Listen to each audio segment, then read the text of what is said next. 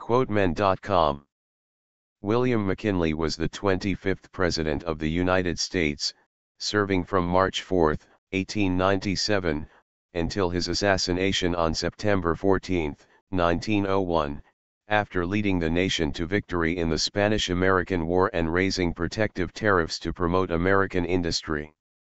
At the 1896 Republican Convention, in time of depression, the wealthy Cleveland businessman Marcus Alonzo Hanna ensured the nomination of his friend William McKinley as the advance agent of prosperity.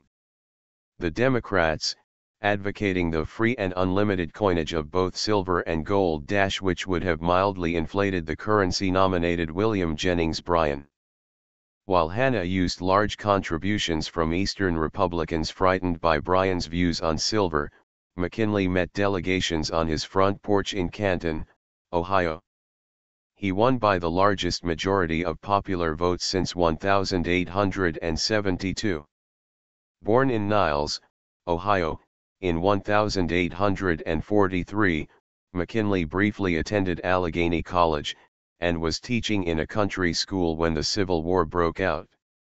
Enlisting as a private in the Union Army, he was mustered out at the end of the war as a brevet major of volunteers.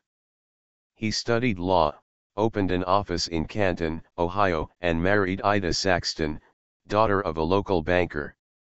At 34, McKinley won a seat in Congress. His attractive personality, exemplary character, and quick intelligence enabled him to rise rapidly. He was appointed to the powerful Ways and Means Committee. Robert M. La Follette, Sr., who served with him, recalled that he generally represented the newer view, and on the great new questions, was generally on the side of the public and against private interests. During his 14 years in the House, he became the leading Republican tariff expert, giving his name to the measure enacted in 1890.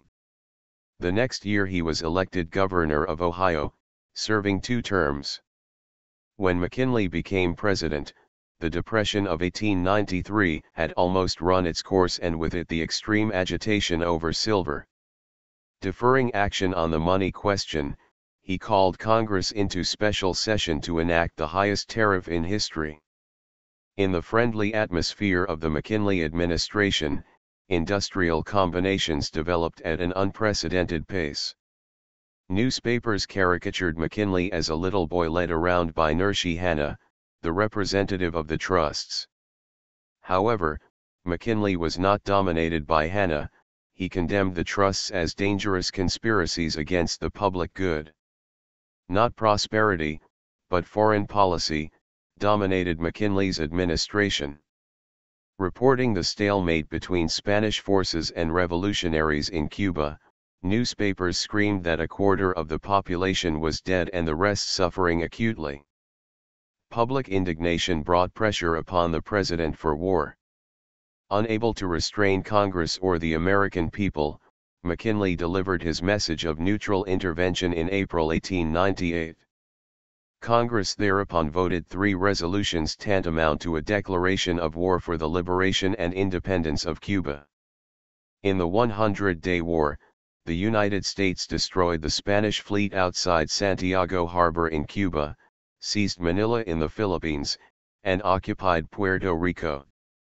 Uncle Joe Cannon, later Speaker of the House, once said that McKinley kept his ear so close to the ground that it was full of grasshoppers. When McKinley was undecided what to do about Spanish possessions other than Cuba, he toured the country and detected an imperialist sentiment. Thus the United States annexed the Philippines, Guam, and Puerto Rico. In 1900, McKinley again campaigned against Bryan. While Bryan inveighed against imperialism, McKinley quietly stood for the full dinner pail. His second term, which had begun auspiciously, came to a tragic end in September 1901.